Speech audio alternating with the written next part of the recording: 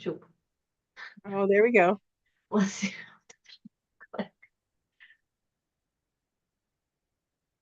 I gotta go. I go on.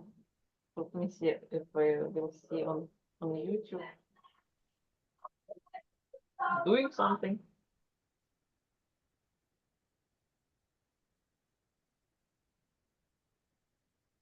All right. I think it's. I think we're live on YouTube. Awesome. So hello and welcome to Health for the Holidays. Hello from across the continent of North America, from New York to British Columbia. We're here to share some very fun stuff for you today. We'll get our little slide deck going here, and then we just want to thank you for joining us and, taking care of you during this holiday season with Health for the Holidays, because you're the most important person there is.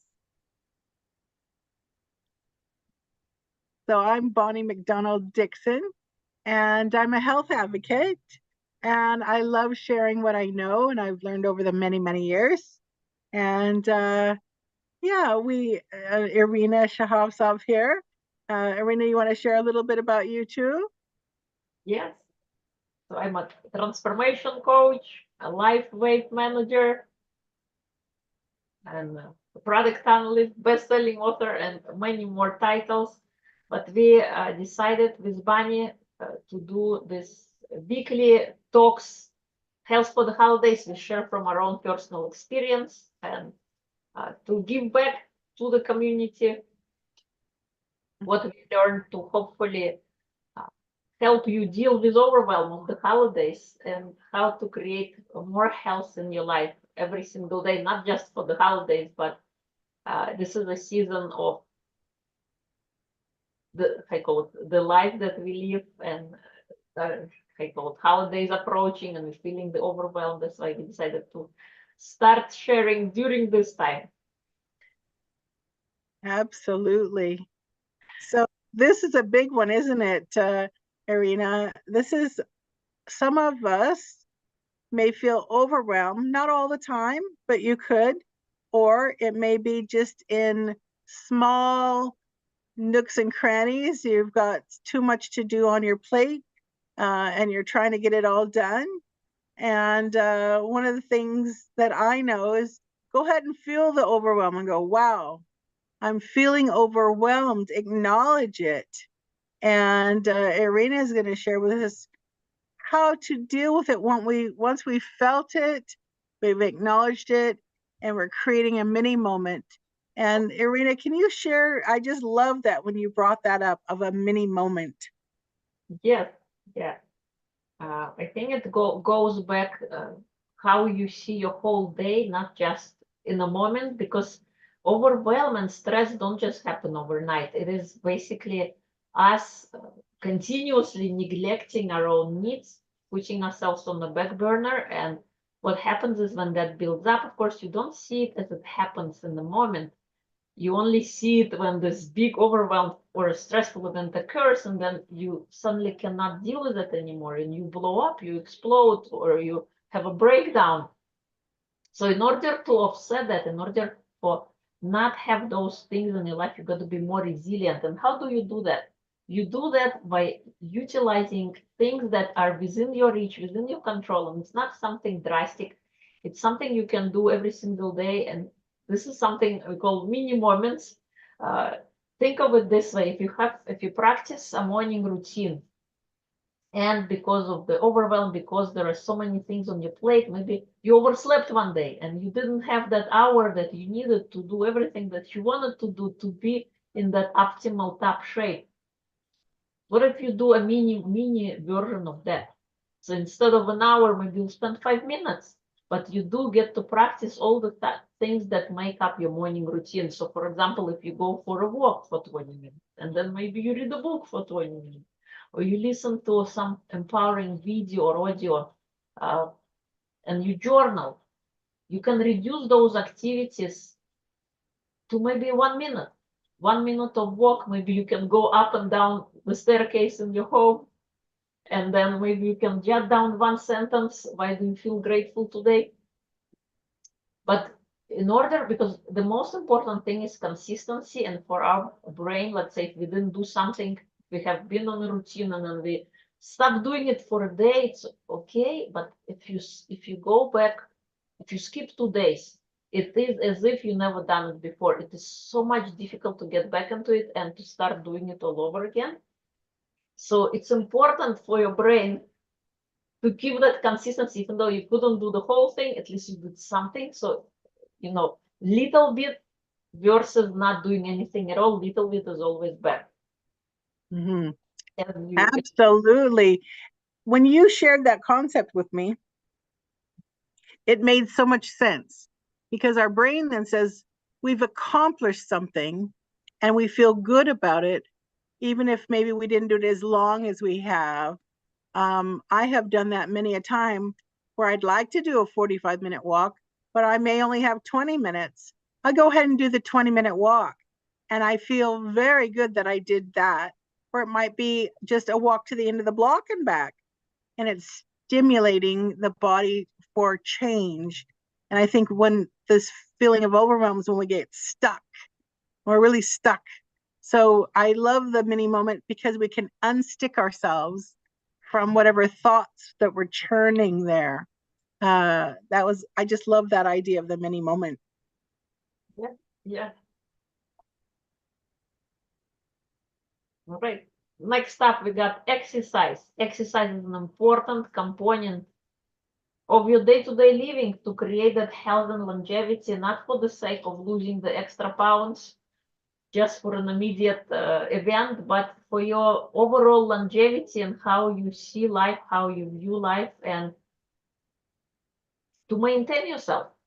And again, going back to the mini moments, let's say you didn't have a chance to work out for an hour, 20 minutes, or however long you usually work out, but creating those micro changes, maybe let's say next time you go to a bathroom, after you're done using the bathroom, doing one push-up. Simple, you can just use a sink and do a little bit stretch movement. But it's good for you to break out your rhythm, especially if we have this job where you sit a lot in front of the computer. It allows your energy to kind of shift a little bit and to shift your body from you doing mental work to doing some kind of physical activity with your body. Or next time, take a sip of water. Maybe you do a jumping jack or just swirl around.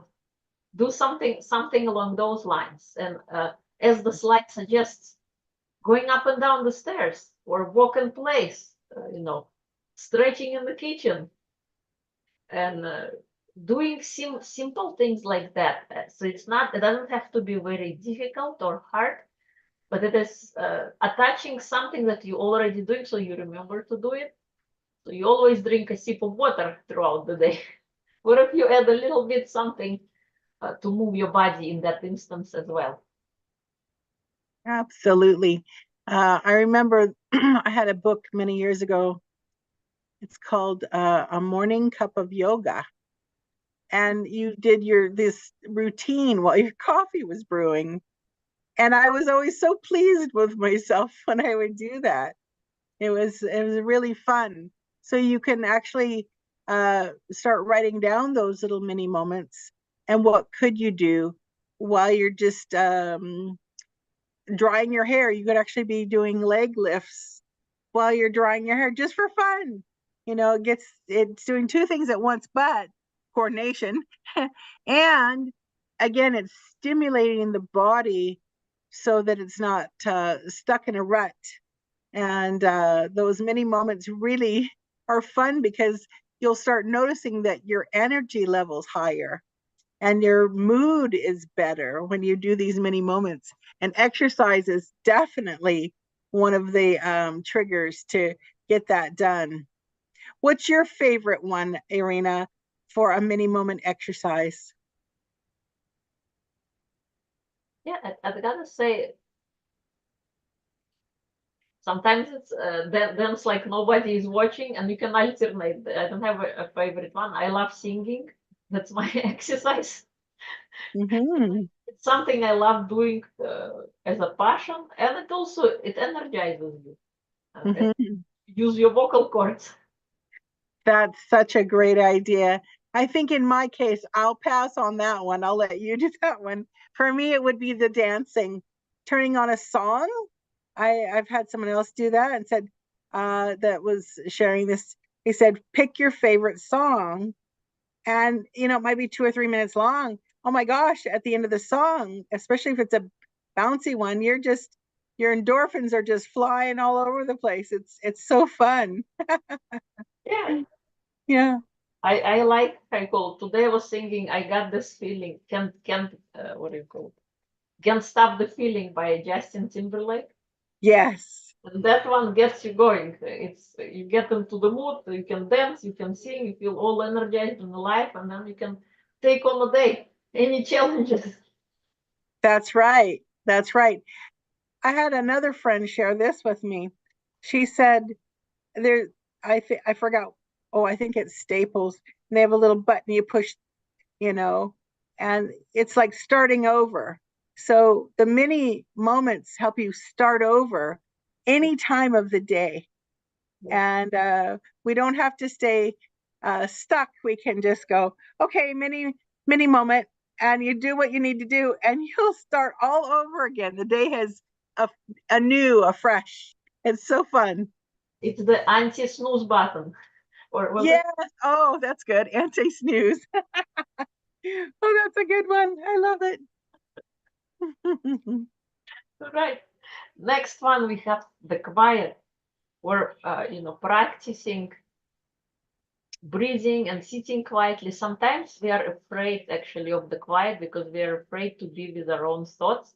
Sometimes being with our own thoughts is scary and challenging, and we choose to be distracted with news, with chatter, with anything, with conversation, just so to avoid being with our own thoughts. And Mhm. it's important to practice that so that you can hear your inner voice, because oftentimes we always hear the ego loudly screaming when somebody does something that triggers us, but we also have that little tiny voice inside of ourselves that is always there. But the only way you can hear that voice, because it's quiet, but it's there, if you practice those moments of quietness, of breathing, of holding space, Mhm. just being there. Absolutely. Thich Nhat Hanh, who has since passed, I think he was in his mid 90s, has written many books about this. And he talks about you can actually be quiet while you're walking and be quiet while you're sitting. And this sounds really strange. You could be quiet in the midst of a very busy room yourself. Just quiet, just sitting there quietly with your own thoughts. And actually, everything else will fall away if you're breathing and just holding space for that. You could be in a very busy place and still do this. And the more we do it, the easier it gets if we practice. And then if there is a stressful moment or stressful time, we can bring this practice into play. And if we hold space for it to be quiet and peaceful and not upset, it rolls out to the people around us where they will be quiet as well and they will be more peaceful. It is fun to have the perfect atmosphere with no TV, no radio, no phone. I do encourage you to turn your phone off. But um, if we do this every day, sit quietly, your life will change. Would you agree with that, Irina? Totally. Mm-hmm. You get Mm-hmm. a new perspective and you live on life. You get to see things from a different view, not Mm-hmm. from a crowded view, but from the view of a person who is at peace. Mm-hmm. It's very attractive when you know a person's very calm, peaceful, and nothing's pushing them around, that they're able to create that space for themselves and people around them to have calm and peace. And but done consistently, this quiet may be the most powerful of all the practices. Yeah. And then you become less reactive to life's events and you become responsive. You Mm-hmm. jump to conclusions. You remember to take a breath first and see the situation for what it is, and maybe see parts of it that you couldn't previously see, like a silver lining in any negative or adverse event that you couldn't see right away. Absolutely. Love this one. And now we have the present moment and practicing the present moment. I believe it is important to do so because we live in a very fast-paced environment, and with advent of technology and the speed of new developments and new tools being created, our mind simply cannot catch up with that speed, and it can become overwhelmed very easily. So practicing being present, and there is a whole book by Eckhart Tolle on being present and why it is important. And it doesn't have to be something so outrageous or so crazy. Next time you outside in nature, instead of being obsessed with your own thoughts, pay attention to the beauty of the moment, of the nature, of the birds singing, of the air against your skin, of the sun that's rising and the sky that changes the colors, and the beautiful shades of green grass. Or if you're walking alongside the beach, feel that sand beneath your feet and feel how it feels. Or that take in that sight and feast your eyes on something beautiful, something so nature so therapeutic. If you have any problem, any kind of thing you're dealing with, take yourself out on a walk and forget about your problem for a moment, but enjoy the nature. It will calm you down. It will bring you closer. You can notice a smile on a child's face, and that could be you being present. Another great tool is to set reminders on your phone throughout the day, maybe 3 times, like morning, afternoon, and evening, and send yourself a little word, maybe laugh, or maybe friendship. And when that alarm goes off, don't just dismiss it, but pause whatever you're doing. Just stop and think of what that word means to you. Or you could send yourself a positive message, a little sentence of encouragement as you pick me up, as your own cheerleader, and stop whatever you're doing and really focus on that line or that word. What does it mean to you? It doesn't have to be long. It could be 1 minute, it could be 20 seconds. But the fact that you kind of directed your attention and you kind of slowed down allows you in the end of the day to feel like you have lived your day as opposed to your day running away from you and remembering the things you didn't get to accomplish. But you will remember those moments because our life is made out of those little moments that we string together that then form memories. So being present allows you to actually live your life and feel your life as opposed to having your life pass you by. Wow. That is so true. That is so true. Practicing the present moment. It is, again, a practice. And the more we do it, the easier it gets to do it whenever you want during the day. And then if we do it every day, people will notice and say, gee, you seem so more centered, peaceful, happy. People will notice and you will too. And in fact, practicing the present moment could be something you journal about, which is another way we discussed earlier of even if you don't have to write for the 3 pages of daily writing, you could just write one sentence. But over time, you'll find that one sentence in 1 minute, you'll probably write 10 sentences because it gets so peaceful and quiet. It will just spill out of you onto the paper. It's really an amazing practice, the present moment.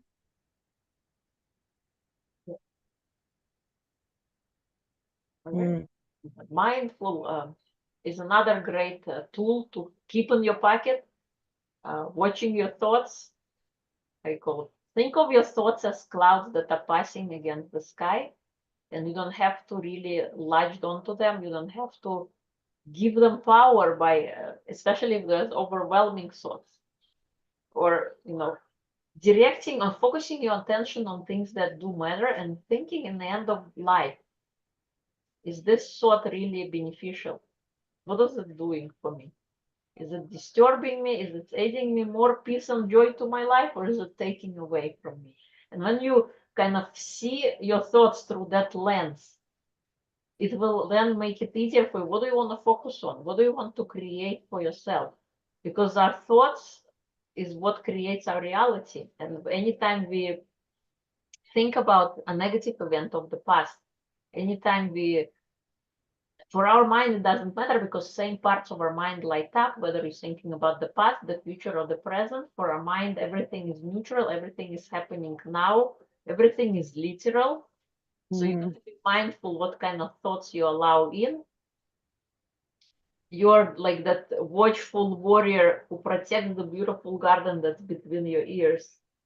That you gotta monitor what goes in, what goes out. There is a great concept in accounting, I think, or not accounting, first in, first out.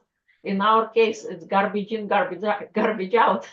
What is what comes out. And important, I call it, yeah, to be mindful of your thoughts, to be mindful.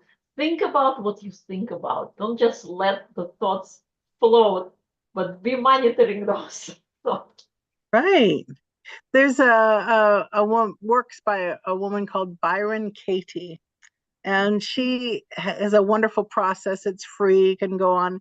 It's called The Work by Byron Katie, Katie.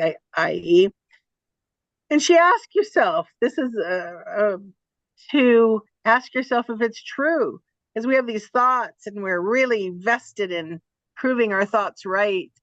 But she just had that 4 questions, and this one always catches me. Is it true? Are you sure it's true? How can you be sure it's true? And she goes on, but I found that such a good way to run your thoughts through a filter of, is it true? And once we say that out loud, we're like, oh, is that true? Are we just stewing on something and churning it around? So being mindful of the thoughts and asking your just simple question, is that true? And it may be or it may not be, but it's a good question to ask about your thoughts, because we tend to ruminate or chew on it, or round and round like a computer loop on these thoughts. But if we can release the ones we don't need, Yeah. life gets much more peaceful and quiet and less stress, for sure. So being mindful is a very good thing to do in our mindful moments. Yeah, yeah. And there is another kind of great book, similar to Katie Byron as well, Marisa Peer, about tell yourself better lies, as we constantly tell ourselves lies. Ah, You very can cool. lies to create better future for yourself, as opposed to, like, goes back to your saying, is it true? Is it really true? She kind of asks similar questions in the book. Like sometimes we say to ourselves, oh, I never get this done the right way. But is it always like that? Is the never the right word to use? Or it only happened once and you just feel frustrated and now you neglecting all of the prior accomplishments and reducing yourself down to something that wasn't even true. Because our mind always remembers the negatives, and positives you gotta pick out and choose and remember. That's such a good point. It wants to hang on. I think I'd read somewhere where we're actually programmed for the negative. So it's up to us to turn that around, to make our life better for not only ourselves, but for our family, our friends, and community. Because if we're going around all grumpy bucket all the time, people avoid you and don't want to do business with you and don't want to talk to you. And that starts a whole cycle in itself. But being mindful of what we're speaking, we can all catch ourselves saying, oh, we're so dumb because we forgot something, or we're this or we're that. And if we can be mindful and not speak that, say, oops, I made a mistake. and let it go. And then that happens all the time. I almost locked myself out of the house today. Luckily, my brother-in-law was outside and he went out, and I realized I didn't have my keys.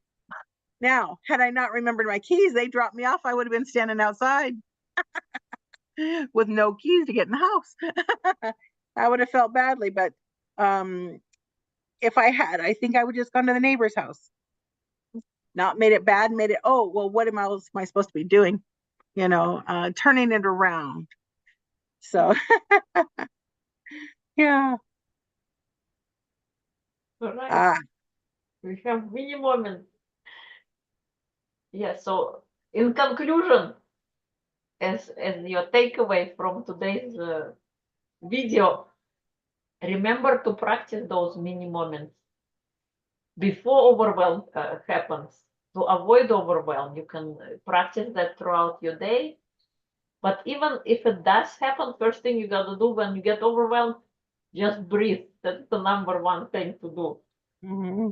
And then practice those mini moments to maintain your overall balance. As you wake up every morning, you get dressed, you take a shower, you make yourself clean and presentable.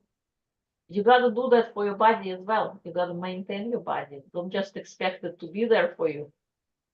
You got to do something for it too, because remember, it does so much for you. The fact that I'm speaking right now and sitting and communicating and being all together and not falling apart.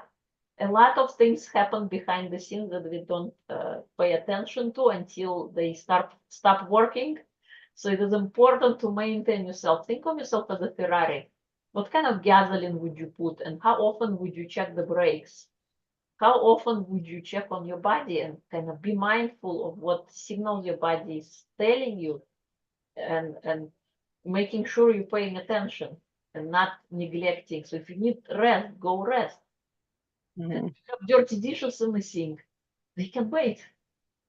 Mm-hmm. I'm Mm-hmm. not saying, creating a chaos at home, but sometimes you gotta listen to your body. What is your body telling you now? Do you need to rest now, or what do you need to do so that you can create longevity in your life? Because our life is not a sprint; it's a marathon. Every day you wake up, you gotta accomplish certain things, but in order for your body, and in order for you to accomplish anything, you gotta maintain your wellness routine, your rituals that you have for yourself, uh, being able to do all those tasks that you aspire and waiting for your body to fulfill. You gotta give your body the care and the resources it needs to be able to function properly. Yeah, that's so true. What you just shared, it's just so true. If we're willing to try these mini moments, it will help your whole life in general. And we don't have to do them all at once. You might just try one day and one another day. But over time, these add up to 1+1=3 on how you like to live your life. That's for sure. That's for sure. I just love this. The moment you mentioned it this morning, we were chatting about mini moments, and I thought, yes, because it can be overwhelming to say, well, I'm going to go lose 10 pounds or 20 pounds or whatever, 100 pounds. It's stressful. But we thought, what's one small thing that I can do today? And it may be one push-up in that bathroom or that kitchen. It may be walking around the house. It may be walking around another time, 2 times or 3 times. And then you start walking outside. So it's building upon itself, these many moments, to create something more than you had before. And it's not stressful or hard to do it because it's just a mini moment. Yeah. So we'll be back again next week. Yep. In January, we're gonna start a new year and share more tips on how to create health in your life by using and doing small little things that is at your disposal. That's right. And many of these, what's really wonderful, they don't cost anything but a moment in time. And that's the whole thing, is we want you to to actually use these and feel healthy and happy. 2024 is going to be the best year ever. Would you agree, Irina? We're going to have the best year ever. That's for sure. Right. And we have other tools we'd love to share with you. Please reach out to us. You can speak with Irina, you can speak with myself, and we'd love to share even more with you to keep you healthy and happy for the holidays. Thank you. Thank you.